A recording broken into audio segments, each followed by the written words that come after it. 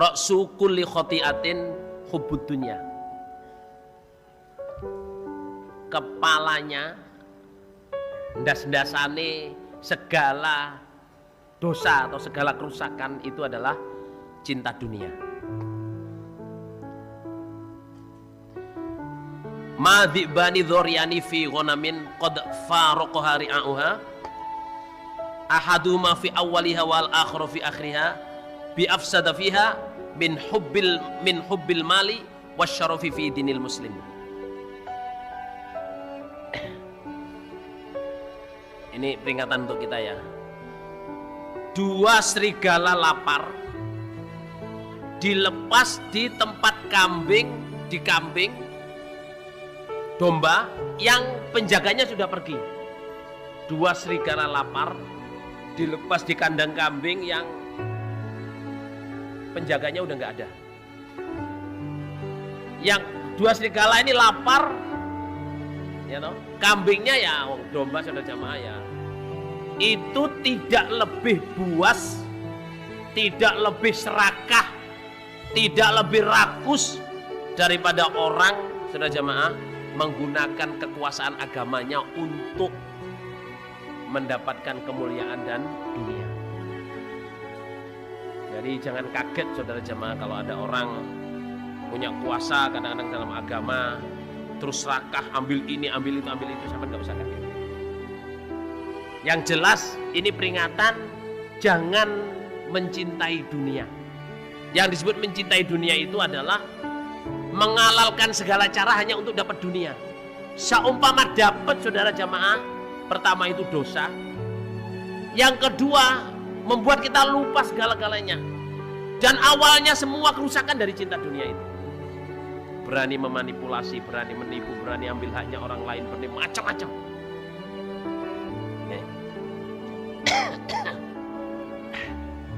Inna syaitana yudiru ibna Adam fi kulli syai' fa idza a'yahu jathamalahu indal mal fa akhadha bi raqabatihi.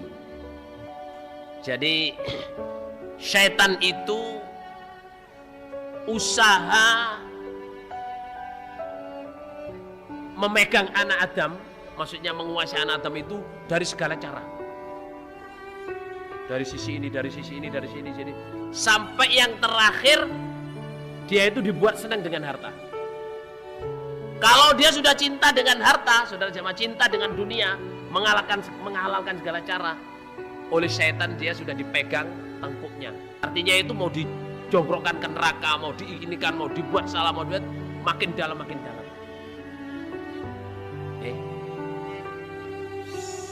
Kita kaya tidak apa-apa saudara, kaya tidak apa-apa, yang penting harus bisa menggunakan kekayaannya untuk apa saudara jemaah? Untuk kebaikan agama. La ba'sa bil ghina. Tidak bahaya, tidak apa-apa kaya, tapi bisa menggunakan kekayaannya. Jangan disetir oleh kekayaannya. Qala Rasulullah sallallahu alaihi wasallam, "Malam yata'azza bi'azaillah, taqattu'at nafsuhu hasaratin 'alad dunya." Barang siapa yang tidak merasa mulia dengan kemuliaan Allah, maka dirinya akan dibuat oleh Allah berantakan, menyesali dirinya terhadap dunia. Maksudnya itu selalu berharap gini ya, sampean sudah jadi jamaah, mestinya kita ini bangga. Ingat ya, cantolan Bapak Imam Haji Nur Hasan Al-Ubaid Al-Lubis. Beliau pernah nasihat, saudara jamaah, kita semua ini sudah jamaah dan calonnya ahli surga. Seandainya karena jamaah ini kita deblek, hidupnya berat, sampai seperti keset pijakan kaki yang di depan pintu, orang keluar masuk rumah ngijekin kita, tapi kita bisa nanti pulang di jamaah, bisa sambung, bisa taat Allah Rasul Imam, itu masih berani susuk, masih berani bilang ada lagi nggak yang lebih menderita daripada ini? Karena apa? Itu cuma 1000 tahun. Maksimum 1000 tahun, nggak ada 1000 tahun. Setelah itu mati masuk surga selama-lamanya, jadi raja yang diagungkan. Seandainya karena nanti pulang di jamaah kita ini dipepet orang, sana gencet sampai gepeng koyo ilir. Apa gepeng koyo ilir? Sampai tipis seperti kipas. Saking beratnya hidup, itu kita masih berani susuk. Ada lagi nggak penderitaan yang lebih daripada cuman jadi kipas? Karena apa? Itu cuman sementara. Habis itu masuk surga. Sejamaah ya, misalnya di Gading ini, sampean nggak punya kos-kosan, ya nggak apa-apa. Nggak ada Bang Iwalur. Cuman bisa jual bakso, cuman bisa jual nasi, cuman bisa punya restoran, ya toh, cuman bisa punya sawah 5 hektar, nggak apa-apa saudara, nggak usah, ya toh. Kakean ya, oh kakean 5 hektar, nggak sapiro, 1 hektar nih, baron 1.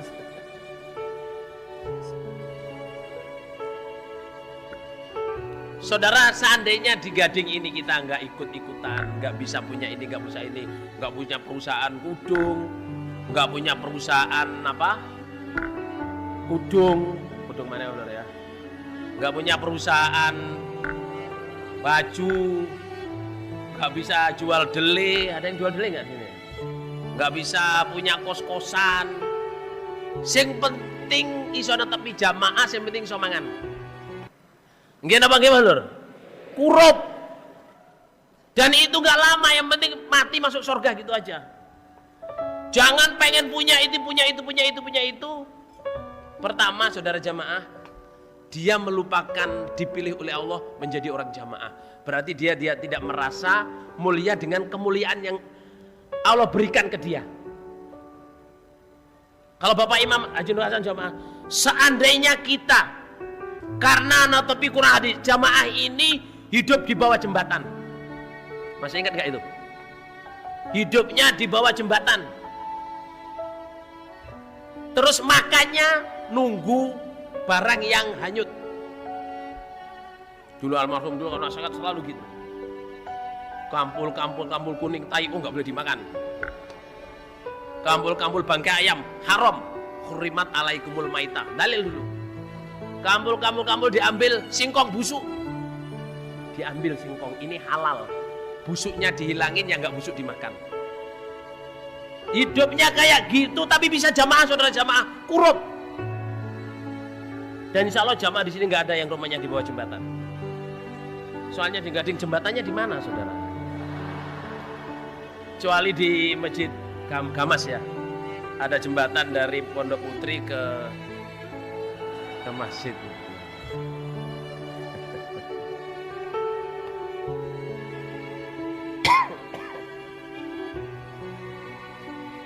Siapa yang tidak merasa mulia dengan kemuliaan Allah, yang dilihat hanya urusan dunia, nanti dibuat hatinya itu nalangsa hanya untuk urusan dunia.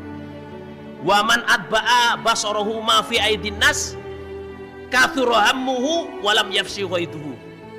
Siapa yang mengikutkan matanya selalu melihat yang dipunyai orang, itu sudah punya mobil, itu sudah bisa bangun rumah, itu rumahnya tingkat 3, itu rumahnya tingkat 2, itu kos-kosannya. Selalu melihat begitu saja jamaah. Dibuat oleh Allah, dia akan selalu bersedih dan gak akan sembuh mangkelnya. Jengkel aja. Itu utang kemana itu? Bangi utangnya sapiro, gak usah delok ben. Bah jungkir walik, bah melding, bah jengking. Gimana bang Lur? Biar sandalnya jinjit depan, biarin aja saudara. Gak usah dipikir, kok wong gendeng sih jinjit kok jinjit depan, ya biarin. Wong dia memang nyamannya begitu. Gak usah dipikir. Nggih. Ini Gading kita ini saja mah ngelihat dunia ini sama nggak usah terpengaruh. Biasa. Punya mobil biasa, wong punya duit dia kok. Nggih napa nggih, Lur? Kalau sampean nggak punya duit, nggak bisa beli mobil, ya biasa, memang nggak punya duit kok. Yang aneh itu nggak punya duit, punya mobil. Gimana itu jamaah? Mbuh nyewa, mbuh nyilih, mbuh nopo, mbuh ribo. Wa man lam yarallah azza wa jalla alaihi nikmatan illa fi mat'amin au masyrabin au malbasin faqad qassara amaluhu wa dana adzabuhu. Barang siapa yang tidak melihat nikmat Allah kecuali pada makanan, minuman, pakaian, berarti orang ini amalannya akan pendek, maksudnya selalu kurang beramal. Terus siksanya dekat. Maksudnya gini ya, kita jadi orang jamaah jangan yang kita pikirkan cuman makan, pakaian, dan minuman. Wis yang dipikir mangan ae bos. Manganan di, mangan opo? Mangan bung, mangan pring, mangan wis. Semuanya loh, mangan opo pertanyaannya. Jamaah jangan begitu, pakaian juga gitu. Pakaiannya ganti-ganti. Wes jan masya Allah saudara. Sugih dadi gombal.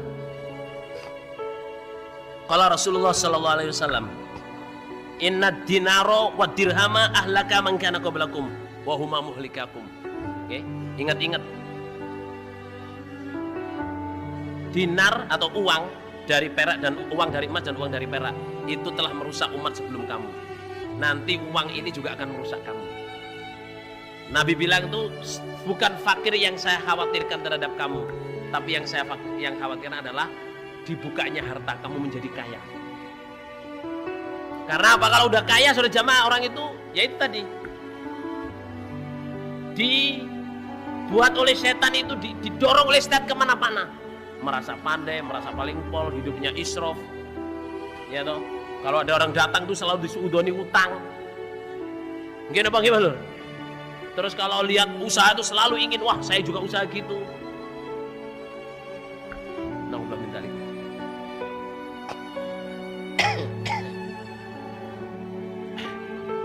Qala Abu Ja'far alaihissalam, mathalul harisi ala dunya mislu dudatul qazi.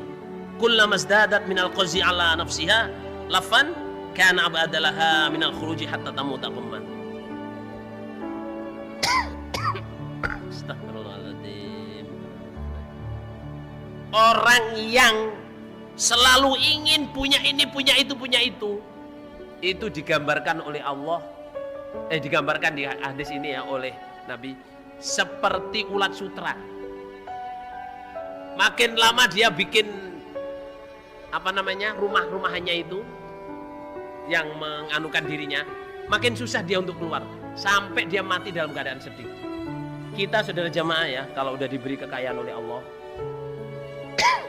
ini umum ya, saya udah ngelihat banyak orang jamaah itu kaya itu dikembangkan ini.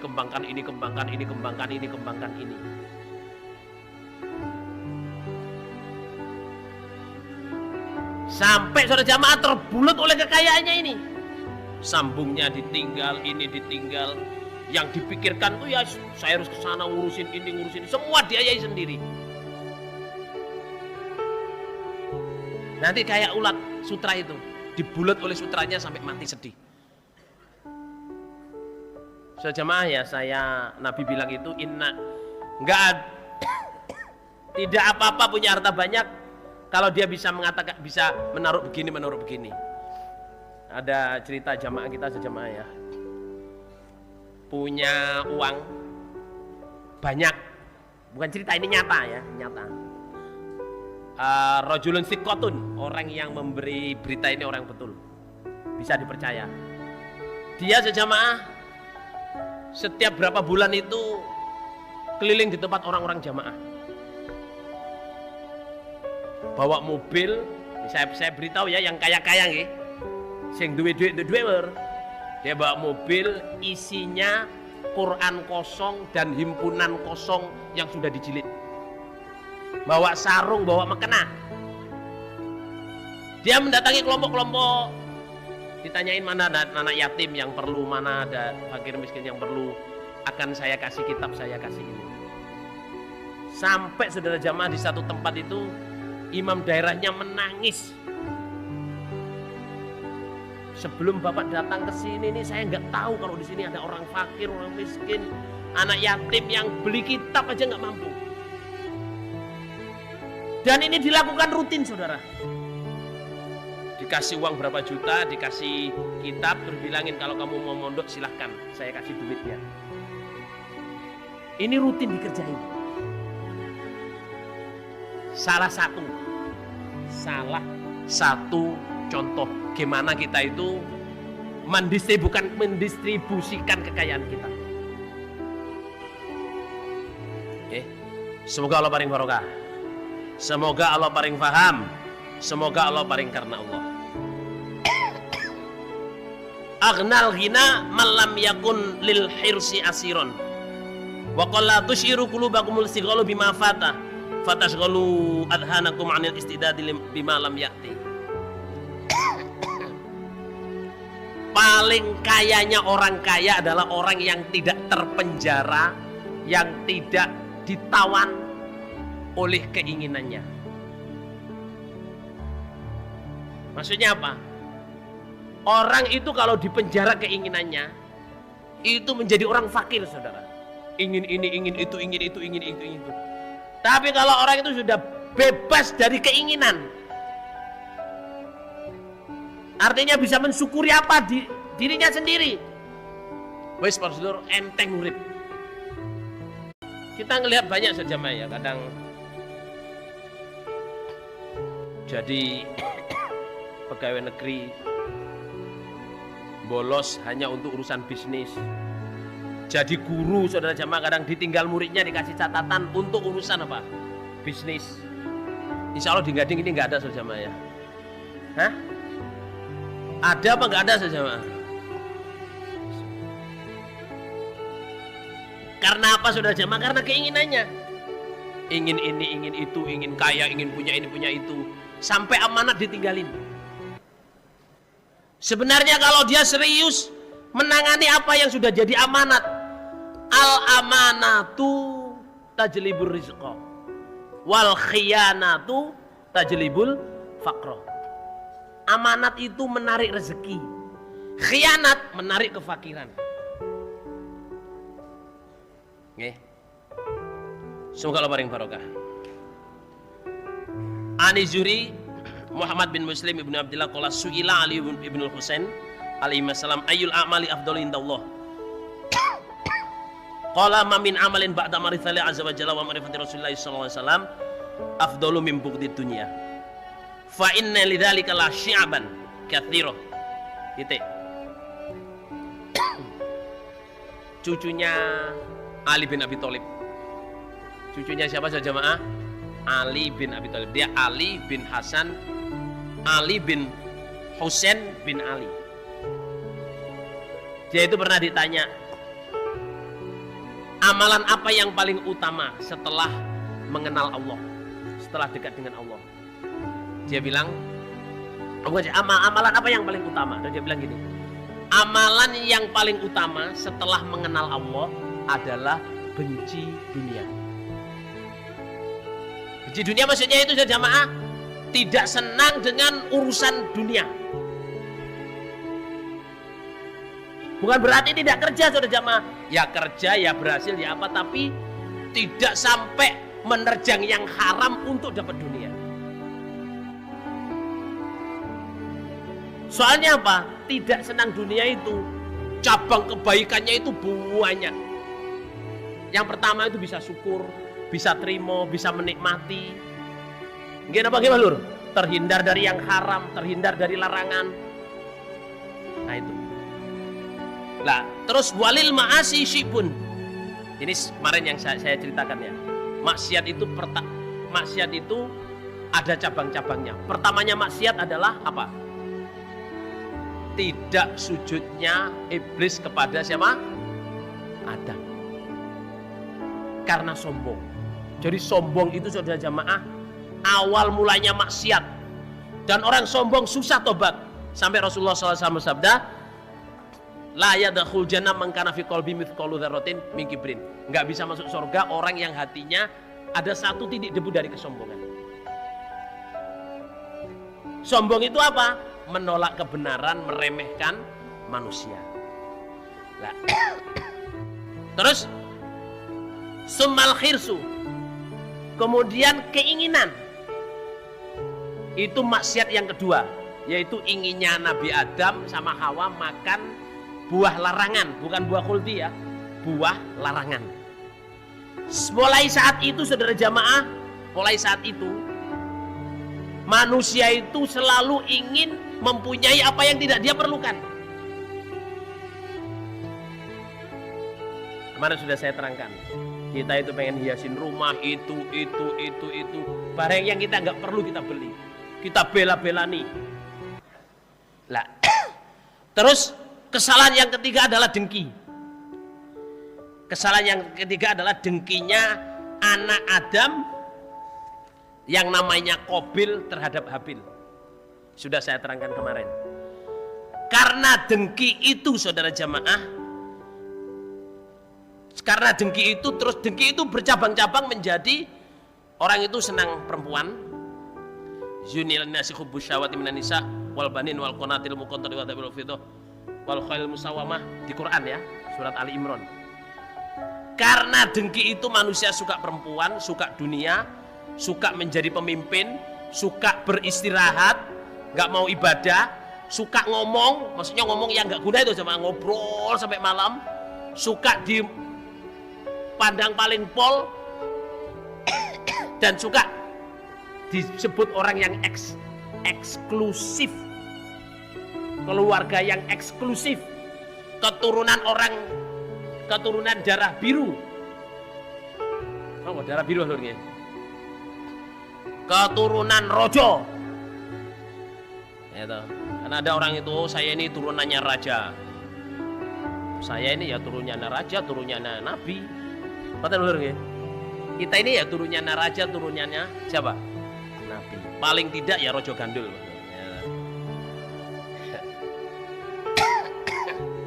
Lah, 7 hal itu tadi sama tumpuk jadi satu menjadi cinta dunia. Makanya para nabi, faqalal anbiya wal ulama ba'da marifadzalik hubbud dunya ra'su kulli khati'ah.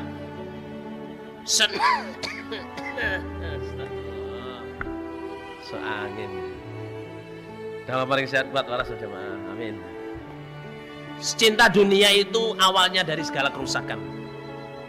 Itu omongannya para ulama. Padahal sebenarnya hadis Nabi juga, butuh-butuhnya awalu kulli khati'ah, ra'su kulli khati'ah. Semoga Allah paling manfaat dan barokah.